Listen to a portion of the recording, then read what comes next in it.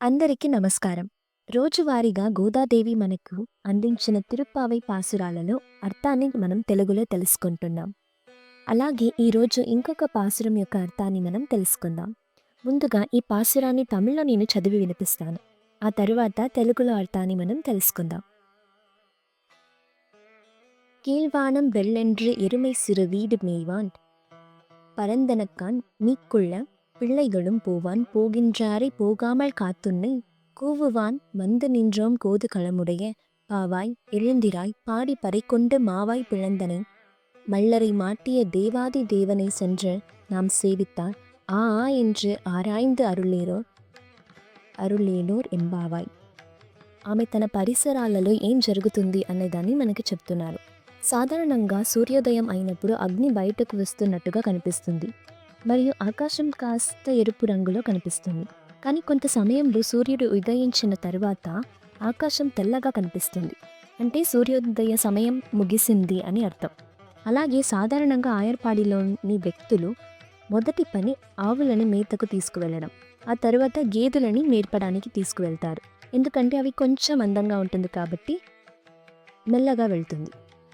కాబట్టి గేదెల్ని మేపడానికి తీసుకువెళ్ళిన తరువాత కూడా నువ్వు ఇంకా నిద్ర లేవట్లేదేంటి అని చెబుతున్నారు గోదాదేవి.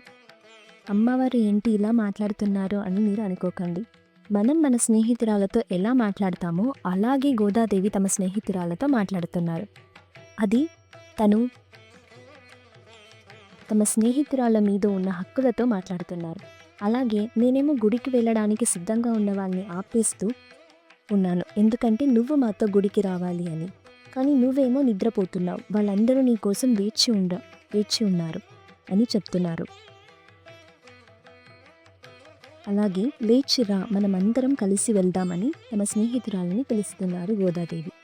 నేను నిన్ను ఎందుకు పిలుస్తున్నానో అర్థం చేసుకో. కంసుడు పంపించిన కేసి అనే రాక్షసుడు గుర్రంలా వచ్చినప్పుడు తమ నోటిని చీల్చి చంపినవాడు మన కృష్ణుడు. అంతటి మహాశక్తివంతమైన కృష్ణుణ్ణి సేవించడానికి మాతో రా అని పిలుస్తున్నారు. అందుకే ఈ కృష్ణుణ్ణి దర్శించుకొని మన అన్ని కష్టాల నుండి మనల్ని కాపాడే ఆ కృష్ణుణ్ణి ప్రార్థించడానికి మాతో రా అని స్నేహితురాలని గోదాదేవి పిలుస్తున్నారు. ఈ పాసురంలో కృష్ణుడి పరాక్రమ వైభవాన్ని మనకి వివరిస్తున్నారు.